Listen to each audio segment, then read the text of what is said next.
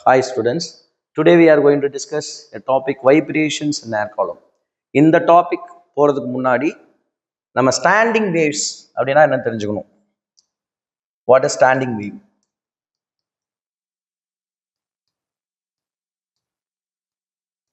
Standing waves. So standing waves அப்படின்னா என்ன தெரிஞ்சுக்க முன்னாடி வேவ்ஸ் அப்படின்னா என்ன தெரிஞ்சுக்கணும்.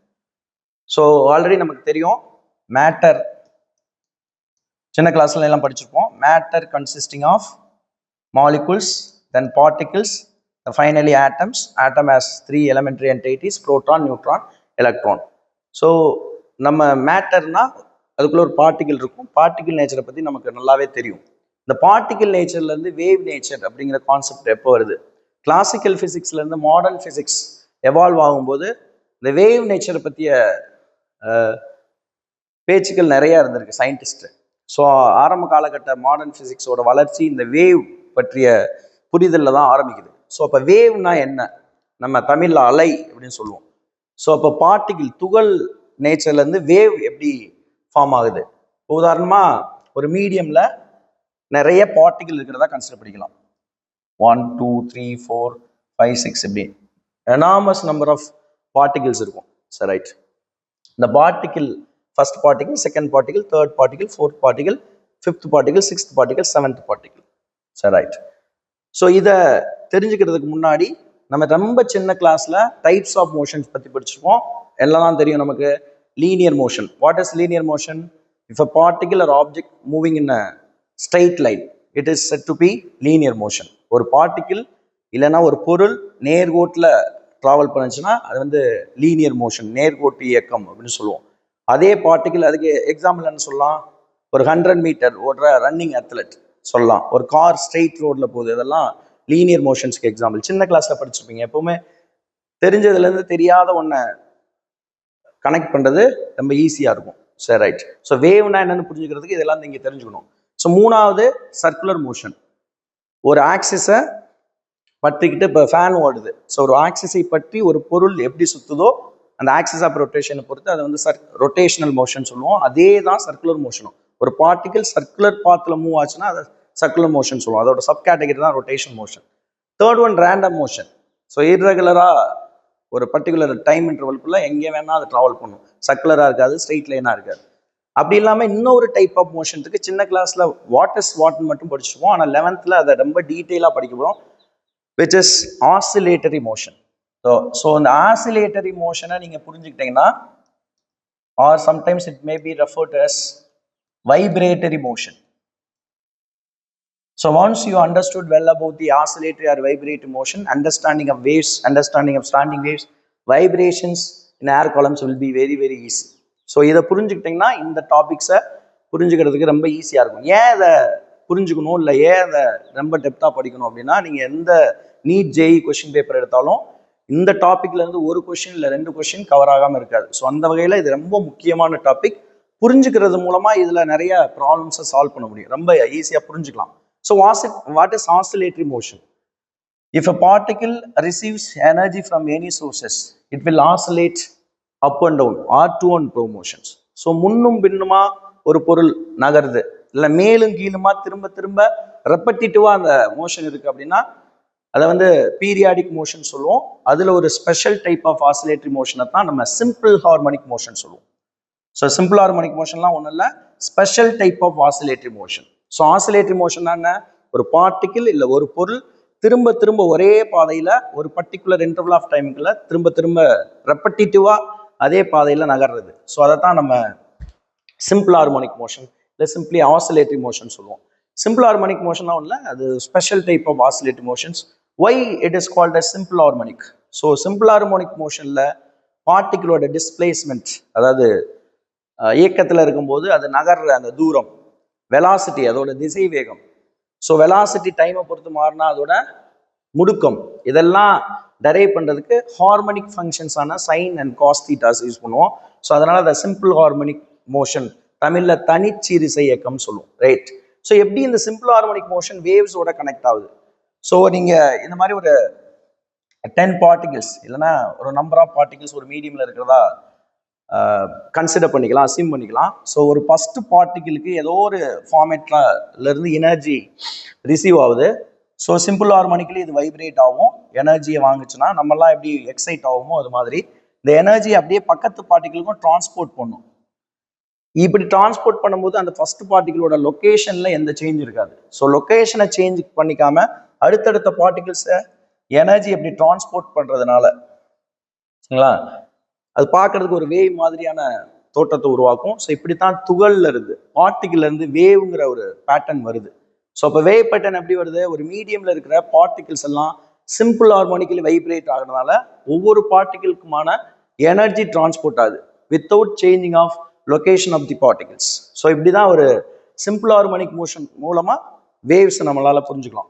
சரி, ரைட். திரும்பவும் சொல்றேன், ஒரு மீடியம்ல இருக்கிற பார்ட்டிகிள்ஸ் சிம்பிள் ஹார்மோனிக்கலி வைப்ரேட் ஆகிறதுனால வைப்ரேட் ஆகும்போது அதுக்கு ஒரு வைப்ரேஷனல் எனர்ஜி கிரியேட் பண்ணும். அந்த வைப்ரேஷனல் எனர்ஜி அடுத்தடுத்த பார்ட்டிகிள்ஸ்க்கு கடத்தும். அது பார்க்கறதுக்கு ஒரு வேவ் மாதிரியான தோற்றத்தை உருவாக்கும். இப்படிதான் பார்ட்டிகிள் இருந்து வேவ் அப்படிங்கிற ஒரு கான்செப்ட் வருது. இதை நீங்க எப்படி புரிஞ்சுக்கலாம்னா, நம்ம ஸ்கூல்ல காலேஜஸ்ல எல்லாம் பைக் இல்லைன்னா சைக்கிள் வரிசையா அப்படி நிறுத்திருப்பாங்க. ஏதாவது ஒரு குழந்தையோ இல்லை ஏதோ ஒரு ஆளோ ஃபர்ஸ்ட் சைக்கிளை டச் பண்ணா போதும் அடுத்தடுத்த சைக்கிள்ஸ் வரிசையா விழுகிறத பார்க்கலாம். இது ஒரு வேவ் பேட்டர்ன் தான். இந்த சைக்கிள்ஸ் விழும்போது நீங்க போட்டோகிராஃப் எடுத்தீங்கன்னா அது ஒரு வேவ் டிராவல் பண்ண மாதிரியே இருக்கும். ஸோ அப்போ 30th சைக்கிளை தள்ளி விட்டது 29th சைக்கிள் தான். ஆனா எனர்ஜி ஃபர்ஸ்ட் ரிசீவ் பண்ணது ஃபர்ஸ்ட் சைக்கிள் தான். ஸோ அப்போ ஃபர்ஸ்ட் சைக்கிள் 30th சைக்கிளை போய் தள்ளி விடல. ஆனால் ஃபர்ஸ்ட் சைக்கிளில் டிரான்ஸ்ஃபர் ஆன energy second cycle third cycle இப்படியே போய் 30th சைக்கிள் வர போய் அது விழுந்திருக்கும். ஸோ இந்த மாதிரி தான் நீங்கள் ஒரு வேவை புரிஞ்சுக்கணும். ஸோ இப்போ பார்ட்டிகிள் லொக்கேஷன் சேஞ்ச் பண்ணி இன்னொரு பார்ட்டிகிளை போய் டிஸ்டர்ப் பண்ணுறதுல ஒவ்வொரு பார்ட்டிகளும் வைப்ரேட் ஆகும்போது கிரியேட் ஆகிற எனர்ஜி அடுத்தடுத்த பார்ட்டிகளுக்கு டிரான்ஸ்ஃபர் ஆகி இது பண்ணலாம். ஸோ இதே மாதிரி இன்னொரு எக்ஸாம்பிள் மூலமாக நீங்கள் புரிஞ்சுக்கலாம். ஒரு குளத்துல ஒரு கல்லை தூக்கி போட்டோம்னா இங்கே சர்க்குலர் ரிப்பிள்ஸ் ஃபார்ம் ஆகிறத பார்க்கலாம். நீங்கள் கண்டினியூஸாக அந்த பாண்டில் பெப்பிள்ஸை தூக்கி போட்டீங்கன்னா சர்க்குலர் ரிப்பிள்ஸ் ஃபார்ம் ஆகும். அந்த ரிப்பிள்ஸ் ஃபார்ம் ஆகிற இடத்துல ஒரு கார்க்கை வச்சிங்கன்னா அந்த கார்க் வந்து மேலும் கீழும் தான் அசையுமே ஒழிய அப்படியே நகராது. ஸோ இதுலன்னு தெரிஞ்சுக்கலாம், அங்கே இருக்கிற பார்ட்டிகிள் சேம் ஸ்டேட் ஆஃப் வைப்ரேஷன்ல இருக்கிறதுனால ஒரு டிஸ்டர்பன்ஸை உருவாக்குது. அந்த டிஸ்டர்பன்ஸ் தான் நீங்கள் பார்க்கறதுக்கு தண்ணியே நகர்ந்து போகிற மாதிரி அந்த சர்க்குலராக உங்களுக்கு தெரியும், ஆனால் தண்ணி நகராது.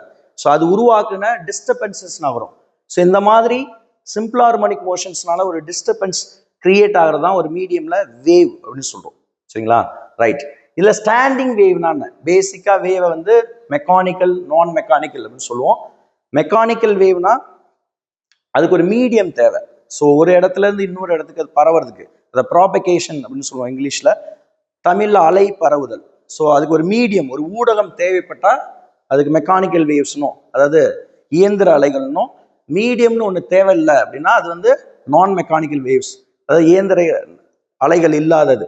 ஸோ இயந்திர அலைகள் இல்லாத ஒரு அலை அப்படின்னா நம்மளோட லைட், ஒளி. ஸோ லைட் மட்டும் இல்லை, அதில் மின்காந்த அலைகள்ல ஒரு 7 ஃபேமிலி மெம்பர்ஸ் இருக்காங்க. அதில் எல்லாருமே அந்த மீடியம் தேவைப்படாத பரவுற அலைகள் தான். ஸோ மீடியம் தேவைப்படுற அலை என்னன்னா சவுண்டு. நான் இப்போ பேசுகிற அந்த சவுண்ட் இங்கே ஏர்னு ஒன்று இல்லைன்னா உங்களுக்கு கேட்காது. சரிங்களா, ஸ்பேஸில் அதனால தான் 2 அஸ்ட்ரானட்ஸ் பேசிக்கிறாங்க அப்படின்னா அவங்களுக்கு கேட்காது. ஆனால் லைட் அடிச்சா ட்ராவல் பண்ணும். ஸோ அப்போ லைட்டுங்கிறது மீடியம் இல்லாமல் கூட பரவும், அதுவும் ஒரு வேவ் தான். சவுண்டுங்கிறது மீடியம் மட்டுமே இருந்தால் பரவுற ஒரு வேவ். ஸோ இந்த ஸ்டாண்டிங் வேவ் இன்னொன்று ப்ராக்ரஸிவ் வேவ்.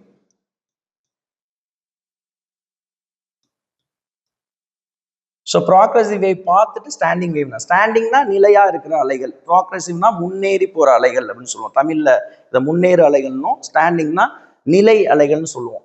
இது டைப்ஸ் ஆஃப் வேவ்ஸ்குள்ள வராது, ஆனால் அது பரவும் விதத்தை வைத்து 2 கேட்டகரியா பிரிக்கலாம். பேசிக்கான நான் சொன்ன மெக்கானிக்கல் நான் மெக்கானிக்கல் வந்து டைப்ஸ் ஆஃப் வேவ்ஸ்.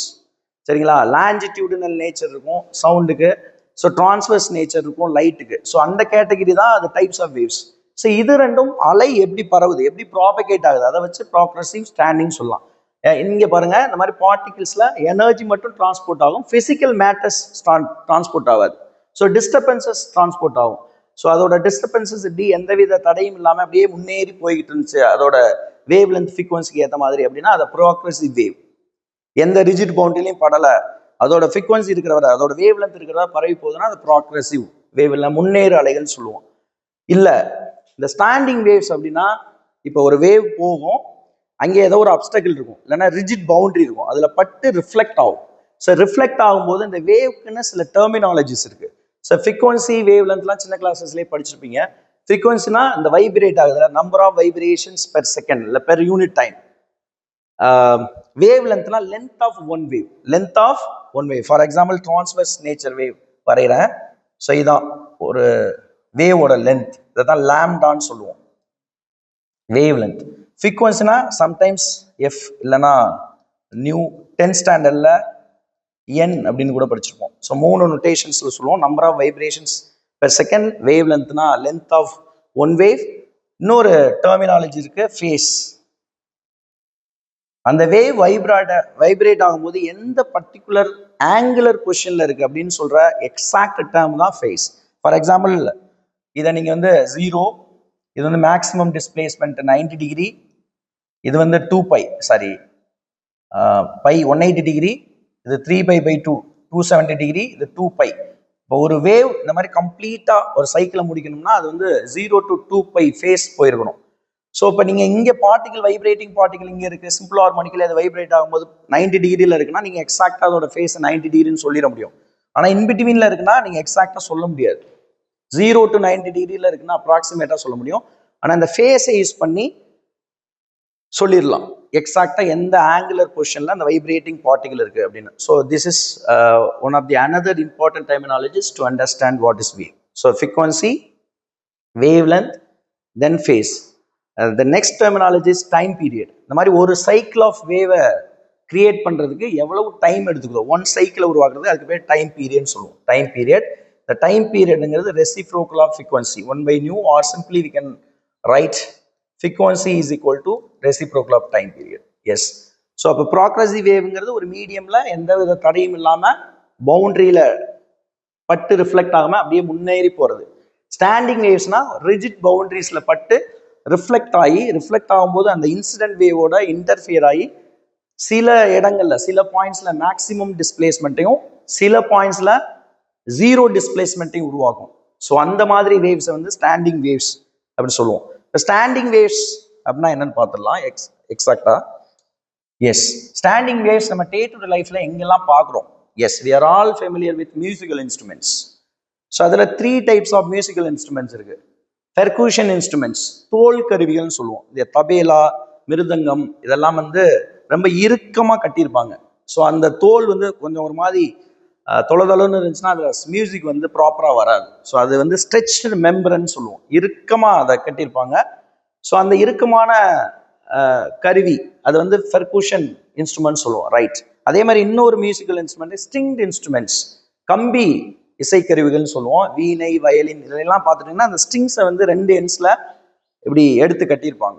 ஸோ இன்னொரு இசைக்கருவி அப்படின்னா விண்ட் இன்ஸ்ட்ருமெண்ட்ஸ், காற்று கருவிகள்னு சொல்லுவாங்க. அதுக்குள்ளே பார்த்தீங்கன்னா நீங்கள் ஏர் ஃப்ளோன் பண்ணீங்கன்னா உள்ள அந்த டியூப் மாதிரி உள்ளே இருக்கிற காற்று வைப்ரேட் ஆகி அதுலேருந்து மியூசிக் வரும். அதுக்கு ஃப்ளூட், கிளாரினட், நாதஸ்வரம்லாம் சொல்லலாம். ஸோ அந்த மாதிரி ஒரு காற்று ஒரு பர்டிகுலர் கண்டெய்னருக்குள்ளே வைப்ரேட் ஆகி மியூசிக்கல் நோட்டா வெளியே வர்றது தான், இல்லை வைப்ரேஷன்ஸ் கிரியேட் ஆகிறது தான் வைப்ரேஷன்ஸ் இன் ஏர் காலம் பார்க்க போகிறோம். வைப்ரேஷன்ஸ் இன் ஏர் காலம் இப்போ தான் டாபிக்கே தொடங்கணும். ஸோ அதுக்கு முன்னாடி ஸ்டாண்டிங் வேவ்ஸ்னா என்ன? ஸோ ஸ்டாண்டிங் வேவ்ஸ்னா இந்த மாதிரி ஒரு மீடியம்ல வேவ் டிராவல் ஆகுது, சரிங்களா? இப்படி டிராவல் ஆகும்போது இன்னொரு ரிஜிட் பவுண்டரியில பட்டு இந்த இன்சிடென்ட் வேவோட திரும்ப இந்த மாதிரி இன்டர்ஃபியர் ஆகி இந்த மாதிரி சில பாயிண்ட்ஸ்ல நோட்ஸையும் சில பாயிண்ட்ல ஆன்டி நோட்ஸ். நோட்ஸ்னா ஒன்று நான் ஏற்கனவே சொன்ன மாதிரி நோட்ஸ்னா 0 டிஸ்பிளேஸ்மெண்ட். இந்த இன்சிடென்ட்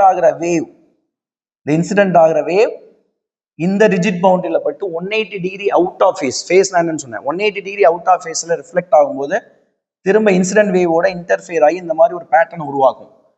இந்த மாதிரி லூப் மாதிரி ஃபார்ம் ஆயிருக்கிற இந்த இடமெல்லாம் அந்த பார்ட்டிகல் வைப்ரேட் ஆன maximum displacement points. So maximum displacement பாயிண்ட்ஸை ஆன்டினோடுனும் இந்த மாதிரி இடங்கள் இருக்கு பாருங்க, இந்த மாதிரி கனெக்ட் ஆயிருக்கும், இன்டர்செக்ட் ஆயிருக்கும் இன்சிடென்ட் வேவும் ரிஃப்ளெக்டட் வேவும். அந்த பாயிண்ட்ஸ் எல்லாம் இது ஆன்டினோட், இதெல்லாம் நோட்ஸ் அப்படின்னு சொல்லுவோம். சரிங்களா? இந்த மாதிரி ஸ்டாண்டிங் வேவ்ஸ் அப்படிங்கிறது ஒரு மீடியம்ல எப்படி ப்ராபகேட் ஆகும், ரிஜிட் பவுண்டரியில பட்டு எப்படி ரிஃப்ளெக்ட் ஆகும்னா நோட்ஸ் அண்ட் ஆன்டினோட்ஸ் நல்லா புரிஞ்சுக்கணும். ஸோ இப்போ இந்த நோட்ஸ் அண்ட் ஆன்டினோட்ஸ்க்குள்ள இடையில இருக்கிற தூரம் என்ன வரும்? ஸோ ப்ராப்பர்ட்டி ஆஃப் ஸ்டாண்டிங் வேவ்ஸ்ல ரொம்ப முக்கியமானது இது. So what is the distance between consecutive nodes and antinodes? So ரெண்டு நோட்ஸ்க்கு இடையில இருக்கிற தூரம் lambda by 4, sorry lambda by 2. ஒரு ஆன்டிநோடுக்கும் நோடுக்கும் இடையில உள்ள தூரம் lambda by 4. நல்லா நான் வச்சுக்கணும். இங்க எழுதுறேன் ஆன்டிநோட் நோட் இல்ல நோட் ஆன்டிநோட்.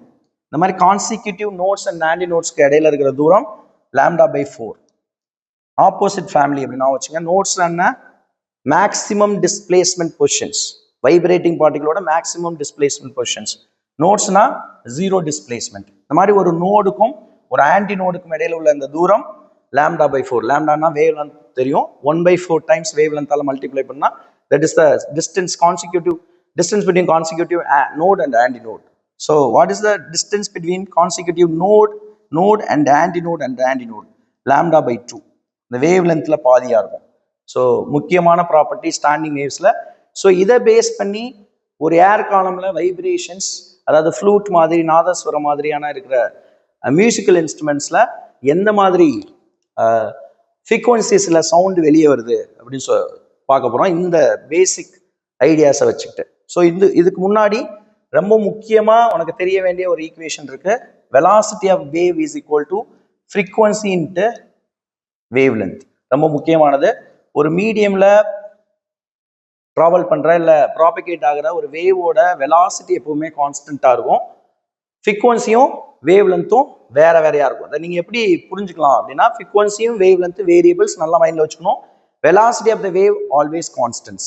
அதுல இந்த சவுண்ட் வேவ்ல ஒரு மியூசிக்கல் இன்ஸ்ட்ருமெண்ட்ல இருந்து வர்ற இல்ல வேற வேற மியூசிக்கல் இன்ஸ்ட்ருமெண்ட்ஸ்ல இருந்து வர்ற மியூசிக் வேற வேற ஃப்ரீக்வன்சில வரும். இப்போ நீங்க ஒரு சாங் கேட்குறீங்கன்னா அதுல ஒரு டியூன் இருக்கும். அந்த டியூன்ல ஒரு தபேலா இருக்கும், ஒரு நாதஸ்வரம் இருக்கும், எல்லாமே சவுண்டு வேவ்ஸ் தான். ஆனா அது மியூசிக்கா வெளியே வருது.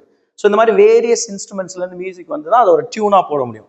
ஆனால் இதை எல்லாத்தையும் நீங்க ஒரே நேரத்துல தான் கேட்க முடியும். தபேலால இருந்து வர்ற மியூசிக் வேற ஃப்ரீக்வன்சி வேற வேவ் லென்த். ஆனா உங்க காதுக்கு வந்து சேர்ற தூரம் ஒரே நேரத்துல கேட்கும். இல்லைன்னா நீங்க ஒரு மியூசிக்கை ரசிக்கவே முடியாது.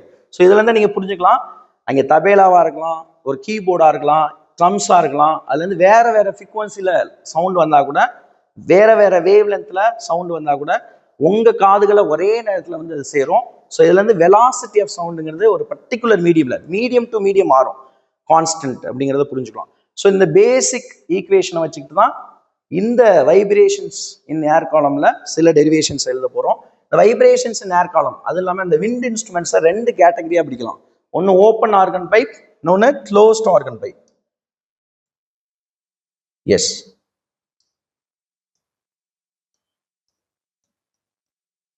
open organ pipe, closed organ pipe.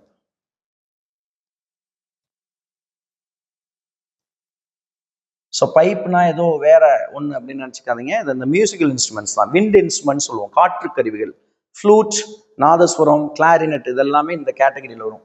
So open அப்படின்னா ரெண்டு சைடு ஓப்பன் கிடையாது, one end open, one end open, one end close. இதுக்கு எக்ஸாம்பிளா கிளாரினட், நாதஸ்வரம் சொல்லலாம். நாதஸ்வரம் தெரியாதவங்க யாரும் இருக்க முடியாது. எல்லா கல்யாண வீடுகள்லையும் கோவில்கள்லையும் பார்த்துருப்பீங்க. இந்த நாதஸ்வரம்ல ஒரு எண்டு வந்து க்ளோஸ் ஆகும், ஒரு எண்டு ஓப்பன் ஆகும் இருக்கும். ஸோ அந்த க்ளோஸுங்கிறது பக்கம் அந்த வாயில வச்சு அந்த ஃப்ளோ பண்ணுவாங்க ஏர், அது சின்ன ஹோல் இருக்கும். ஸோ அதை வந்து நீங்க க்ளோஸ்ட் எண்டாக தான் கன்சிடர் பண்ணிக்கணும். எஸ், அதே மாதிரி closed organ pipe, flute example, புல்லாங்குழல் அப்படின்னு சொல்லுவோம் தமிழ்ல. அதுக்கு க்ளோஸ்ட் ஆர்கன் பைப்னு பேரு. ரெண்டு பக்கம் ஆல்மோஸ்ட் க்ளோஸ்டா இருக்கும், இங்க மேல ஹோல்ஸ் இருக்கும். சரிங்களா? ஸோ இது ரெண்டும் தான் இன்னைக்கு பார்க்க போறோம். அதுல ரொம்ப முக்கியமா first one open organ pipe.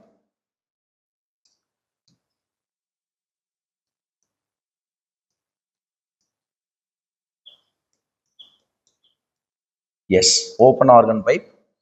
நாதஸ்வரம் இல்லை கிளாரினட் எடுத்துக்கலாம். இதுல ஃபண்டமெண்டல் நோட் இல்லைன்னா ஃபண்டமெண்டல் டோன் அப்படின்னு ஒரு டெர்மினாலஜி சொல்றோம். அதை தான் ஃபர்ஸ்ட் ஹார்மோனிக் அப்படின்னு சொல்லுவோம். ஃபண்டமெண்டல் நோட் இல்லைன்னா ஃபண்டமெண்டல் டோன். ஃபண்டமெண்டல்னா உங்களுக்கு தெரியும், அடிப்படையான ஒன்று அப்படின்னு அர்த்தம். இங்க என்னன்னா ஒரு சிஸ்டம் மியூசிக்கல் இன்ஸ்ட்ருமெண்ட்னால மிக குறைந்த அளவுல எவ்வளவு ஃப்ரீக்வன்சில சவுண்டை வெளியிட முடியுமோ அதை வந்து ஃபண்டமெண்டல் நோட் இல்லைன்னா ஃபண்டமெண்டல் ஃப்ரீக்வன்சி இல்லைன்னா ஃபண்டமெண்டல் டோன் அப்படின்னு சொல்லுவோம். எப்படி வேணா சொல்லலாம். Fundamental note, the lowest possible natural frequency of the sound system. சரிங்களா? ஒரு மியூசிக்கல் இன்ஸ்ட்ருமெண்ட் இல்லை எனி சவுண்ட் சிஸ்டம், அதனால மிக குறைந்த அளவுல அதிர்வெண்ல ஃப்ரீக்வன்சில எவ்வளவு சவுண்டை வெளியிட முடியுமோ அதுக்கு பேர் ஃபண்டமெண்டல் நோட் அல்லனா ஃபண்டமெண்டல் டோன். ஸோ அது வந்து நாதஸ்வரத்தில் எப்படி இருக்கும் அப்படின்னு பார்க்க போறோம். சரிங்களா? ஸோ ஸ்டாண்டிங் வேவ்ஸ் ப்ராபகேட் ஆகும்போது நோட்ஸ் அண்ட் ஆன்டி நோட்ஸாக ப்ராபகேட் ஆகும்னு சொன்னோம். ஸோ ஓப்பன் ஆர்கன் பைப், அதில் நாதஸ்வரம் எடுத்துக்கிட்டோம். ஸோ இந்த அதோட பைப்போட லென்த் எல்லுன்னு வச்சுக்கலாம். சரி, அப்படிதான் ரெண்டு வால் மாதிரி இருக்கும். சில ஃபண்டமெண்டல் நோட்ல என்னன்னா எப்பவுமே இது வந்து க்ளோஸ்ட் எண்ட், இது வந்து ஓப்பன் எண்ட். க்ளோஸ்ட் எண்டில் இப்போ ஒரு வேவ் வந்து இப்படி வந்து இன்சிடென்ட் ஆகுது. சரிங்களா? இன்சிடென்ட் ஆகும்போது அந்த க்ளோஸ்ட் எண்டில் படும்போது அது அப்படியே ரிஃப்ளெக்ட் ஆகும். அது ஒரு ரிஜிட் பவுண்டரி. ஸோ இங்கே வேற எந்த இன்டர்ஃபேஸும் கிடையாது. ஓப்பன் எண்டில் பாருங்க, உள்ள வர்றது ஏர் காலம், இங்கே பார்த்தீங்கன்னா ஒரு ஏர் மீடியம் வந்துடும். சரிங்களா? ஸோ அப்போ இங்கே ஒரு இன்டர்ஃபேஸ் வந்துடும். இன்டர்ஃபேஸில் எப்பவுமே ஆன்டினோட்ஸும் இந்த மாதிரி க்ளோஸ்ட் எண்டில் நோட்ஸும் ஃபார்ம் ஆகும். இதுதான் ஃபண்டமெண்டல் நோட்டுக்கான டயக்ராம். ஸோ இங்கே nodes it can be represented as N, இங்கே ஆன்டினோட். ஸோ ஆன்டினோட்னா already I have told you maximum displacement of the vibrating particle at some points. நோடுங்கிறது ஜீரோ டிஸ்பிளேஸ்மெண்ட் இருக்கிற ஒரு பொசிஷன். ஸோ இப்போ லென்த் ஆஃப் தி வைப்ரேட்டிங் செக்மெண்ட்டை எல்னு எடுத்துக்கிட்டோம். So what is the distance between node and antinode? What is the distance between node and antnode? What is the distance? Lambda by 4. So that lambda by 4 distance between the two consecutive nodes and antinodes, which must be equal to vibrating segment of the air column. Vibrating segment of the air column. So we can write it as L is equal to lambda by 4. இது first பேசுற wavelengthனால lambda 1 ன்னு வச்சுக்கலாம். So finally we can write lambda 1 is equal to 4L. So எல்லுங்கிறது length of the vibrating segment. திரும்பவும் சொல்ல, lambda ஒன்றுங்கிறது குறைந்த அளவில் அதுலேருந்து சவுண்ட் வருதுல, அந்த அதிர்வெண்ணுக்கான அதுக்கு கரஸ்பாண்டிங்கான வேவ் லென்த். எஸ், இதில் ஃப்ரீக்வன்சி தான் கண்டுபிடிக்க போகிறோம். அந்த ஃபண்டமெண்டல் நோட்டோட ஃப்ரீக்வன்சி என்னவா இருக்கும்? சரிங்களா? எஸ், இதில் F1 வேணும். சரிங்களா? ஆல்ரெடி லாம்டா 1 தெரியும். ஸோ அந்த F1 தெரியும், அதாவது ஃப்ரீக்வன்சி, வேவ் லென்த், இன்னொன்று ஸ்பீடு. இது போகும்போது அதுக்கு ஒரு ஸ்பீட் இருக்கும். இதெல்லாம் ரிலேட் பண்ணுற ஃபார்ம்லாம் நான் ஏற்கனவே சொன்னேன். V is equal to M lambda, V is equal to F lambda. சரிங்களா? ரைட். ஸோ Vனா ஸ்பீட் ஆஃப் தி வேவ், Fனா ஃப்ரீக்வன்சி ஆஃப் தி வேவ், லாம்டானா wave length of wave. First fundamental note இல்லைனா இதுக்கு பேர் ஃபர்ஸ்ட் ஹார்மோனிக் பேர். ரெண்டு பேரும் சொல்லிக்கலாம். இதுல இருந்து ஏகப்பட்ட கொஸ்டின்ஸ் கேட்பாங்க. நீட்ல, ஜேஇல ஏகப்பட்ட கொஸ்டின்ஸ் கேட்பாங்க. ரொம்ப முக்கியமானது. ஆனால் இதை இந்த படங்களை பார்த்தோன்னா நிறைய பேர் இதை படிக்காமே விட்டுட்டு போயிடுவாங்க. நம்ம ஆனுவல் எக்ஸாம்லையும் சரி, நீட் ஜேஇலையும் சரி, ஈஸியாக அதை புரிஞ்சுக்கலாம். ஷார்ட்கட்டாக இந்த ஃபார்முலாவை எப்படி நான் வச்சுக்கணும்னு கடைசியாக சொல்கிறேன். ஸோ இங்கே F1 lambda 1 என்ன கண்டுபிடிக்கணும்? F1. ஸோ இதை மாற்றி எழுதிக்கலாம், V by lambda 1. So already we have found lambda 1. So then F1 is equal to V by 4L. V by 4L. So this is the frequency for first harmonic in open organ wave. இல்லைனா இதை fundamental note இல்லைனா fundamental tone அப்படின்னு சொல்லலாம். Yes, next we are going to discuss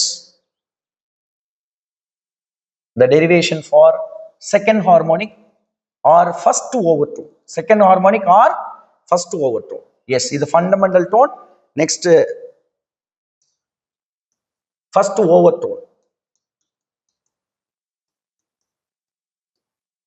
so இதில் ஏகப்பட்ட questions கேட்கலாம்னு சொன்னேன். அதில் இதை கூட கேட்கலாம், அந்த டயக்ராம் வச்சுக்கிட்டு. சரிங்களா? ஒரு ஃபண்டமெண்டல் நோட்டில் எத்தனை நோட்ஸ் இருக்குது, எத்தனை ஆன்டி நோட்ஸ் இருக்குன்னு சொல்லலாம். எத்தனை இருக்குது? ஒரு நோட், ஒரு ஆன்டி நோட். நீங்கள் இதை வந்து மெமரைஸ் பண்ணணும் அப்படின்னா ஒரு ஷார்ட்கட் இருக்குது. என்னன்னா, ஓப்பன் ஆர்கன் பைப்பரில் even number of nodes, even number of antinodes இருக்கும். இங்கே பாருங்க, ஒரு நோட், ஒரு ஆன்டி நோட். எதை வேணா இதை கொஸ்டினை கேட்கலாம். இப்போ பாருங்க, ஃபர்ஸ்ட் ஓவர்டோன் வந்து F2ன்னு வச்சுக்கலாம். ஸோ ஆல்ரெடி F1 எடுத்துட்டோம். So first overtone or second harmonic. First overtone or second harmonic. First overtone or second harmonic. So அதோட notes and antinodes formation எப்படி இருக்கும்? ஸோ இதுதான் அந்த டியூப். சரிங்களா? எஸ், எப்பவுமே நான் வச்சுங்க ஷார்ட்கட் தான். க்ளோஸ்ட் எண்டில் நோட்ஸ் தான் ஃபார்ம் ஆகும். க்ளோஸ்ட் எண்டில் நோட்ஸ், ஓப்பன் எண்ட்ல ஆன்டி நோட்ஸ், ஓப்பன் எண்ட்ல ஆன்டி நோட்ஸ் ஃபார்ம் ஆகும். எஸ்,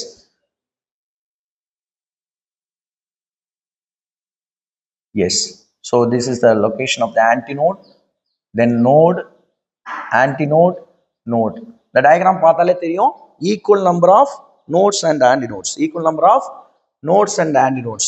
இங்க பாருங்க 2 nodes இருக்கு, 2 antinodes இருக்கு. So அப்ப length of the vibrating segment is equal to what? First we have to find out length of the segment, we have to find out. சரி, right. இங்க எப்படி பார்த்தோம் length of the vibrating segment? ஒரு நோடுக்கும் ஒரு anti நோடுக்கும் உள்ள தூரம் நமக்கு தெரியும் λ/4ன்னு.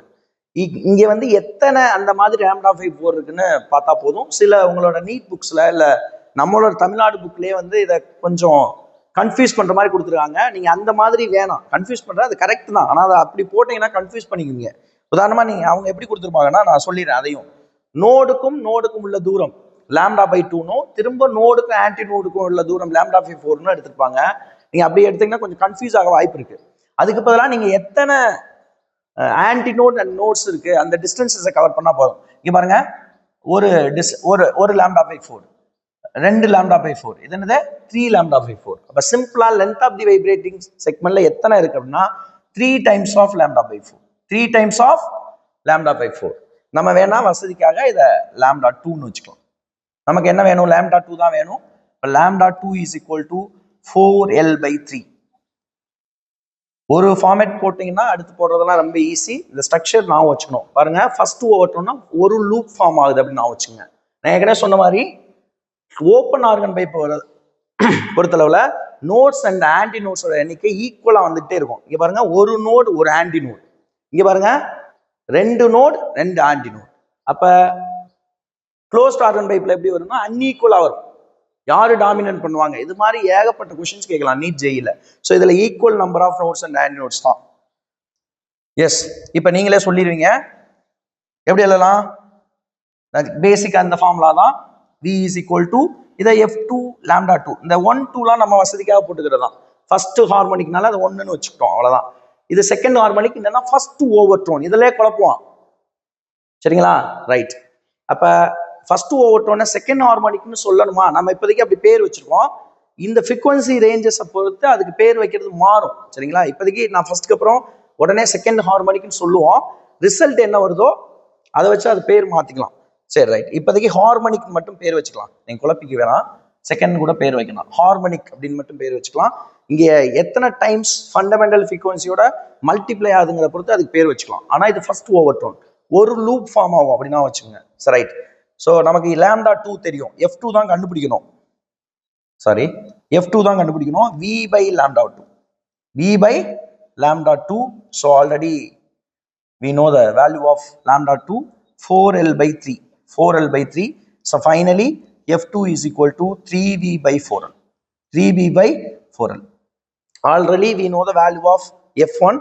See, இதை எப்படி எழுதலாம்னா F2 is equal to 3 times of F1 எழுதலாம். ஏன்னா V/4l ஆல்ரெடி என்னது F1, இப்போ 3 times of F1. அப்படின்னா என்ன தெரியுதுன்னா, ஓப்பன் ஆர்கன் பைப்ல இந்த மாதிரி ஃபண்டமெண்டல் ஃப்ரீக்வன்சி மாதிரி 3 டைம்ஸ் என்னது ஃபர்ஸ்ட் ஓவர்டோன் அப்படின்னு தெரியுது. ஸோ அப்போ ஃபண்டமெண்டல் ஃப்ரீக்வன்சி மாதிரி 3 டைம்ஸ் வந்துச்சுன்னா அது என்னது ஃபர்ஸ்ட் ஓவர்டோன். ஸோ ஃபண்டமெண்டல் ஃப்ரீக்வன்சி மாதிரி 3 டைம் வர்றதுனால அதை தேர்ட் ஹார்மோனிக் அப்படின்னு சொல்லுவோம். அது வந்து தேர்ட் ஹார்மோனிக் அப்படின்னு சொல்லலாம். சரி, ரைட். இன்னும் ஒன்னே இந்த மாதிரி போட்டுட்டே போகலாம். ஸோ கடைசியில் n நம்பர் ஆஃப் ஹார்மோனிக்ஸ்க்கு வந்துடணும், சரிங்களா? இன்னும் ஒன்று மட்டும் உங்கள் புக்கில் இருக்கும். ஸோ அதை மட்டும் போட்டுலாம். ஸோ அடுத்து இது ஃபர்ஸ்ட் ஓவர்டோன் மாதிரி அது ரெண்டு செகண்ட் ஓவர்டோன். செகண்ட் ஓவர்டோன் பாருங்க, ஃபர்ஸ்ட் ஓவர்டோன் உங்களுக்கு புரியுது அப்படிங்கிறத தாண்டி இதை ஷார்ட்கட்டாகவும் புரிஞ்சுக்கணும். ஒரே ஒரு லூப் ஃபார்ம் ஆயிருக்கு. நீங்களே சொல்லிடுவீங்க செகண்ட் ஓவர்டோன் எப்படி ஃபார்ம் ஆகும்னு. அதே பைப்போட லென்த் தான், சரிங்களா? 2 லூப் ஃபார்ம் ஆகிற மாதிரி போட வேண்டியதான். இன்னொரு ஷார்ட்கட் என்ன சொல்லியிருக்கேன், எப்பவுமே ஓப்பன் எண்ட்ல ஆன்டினோடும் க்ளோஸ்ட் எண்ட்ல நோடும் ஃபார்ம் ஆகும், அவ்வளவுதான். இது ஒரு ஷார்ட்கட். ஸோ இந்த மாதிரி ஓப்பனா இருக்கிற ஏரியாலாம் ஆன்டினோட், இந்த மாதிரி இன்டர்செக்ட் ஆயிருக்கிற இதெல்லாம் node. So as already I have told you, number of nodes and antinodes are equal. இதுல எத்தனை நோட் இருக்கு? செகண்ட் ஓவர்டோன், சாரி செகண்ட் ஓவர்டோன், சரிங்களா? எஸ், ஹார்மோனிக்கு அப்புறம் பேர் வச்சுக்கலாம். ஃபண்டமெண்டல் ஃப்ரீக்வன்சி எவ்வளவு வருது? So 3 nodes 3 antinodes. So length of the vibrating segment புக்கில் உள்ள மாதிரி நீங்கள் கால்குலேட் பண்ணாதீங்க. இப்படி ஷார்ட்கட்டாக நான் வச்சுங்க. எத்தனை நோட்ஸ் அண்ட் ஆன்டி நோட்ஸோட டிஸ்டன்ஸ் இருக்கு? 1 2 3 4 5 5 times of lambda by 4. So 5 times of lambda by 4. ஏற்கனவே லாம்டா 1 லாம்டா 2 வச்சுட்டோம். ஸோ அதனால நம்ம வசதிக்காக லாம்டா 3ன்னு வச்சுக்கலாம். So what is lambda 3? 4L divided by 5. Yes, நம்ம ஏம் என்ன? வழக்கம் போல் அதே ஸ்டெப்ஸ் தான். இந்த ஸ்பீட் ஃபார்முலா வச்சுட்டு ஃப்ரீக்வன்சி கண்டுபிடிக்கிறது. ஸோ ஸ்பீட் ஃபார்முலா நமக்கு தெரியும். So F3 lambda 3. So what is F3? V by lambda 3. So what is V தான். lambda 3 4L by 5. So finally we can get F3 is equal to 5 times of V by 4L. So what is V by 4L? Fundamental tone or fundamental frequency. So then we can write F3 is equal to 5 times of fundamental frequency. That's why second overtone is also called as fifth harmonic. இந்த வார்த்தைகளை வச்சே நிறைய questions கேட்கலாம்.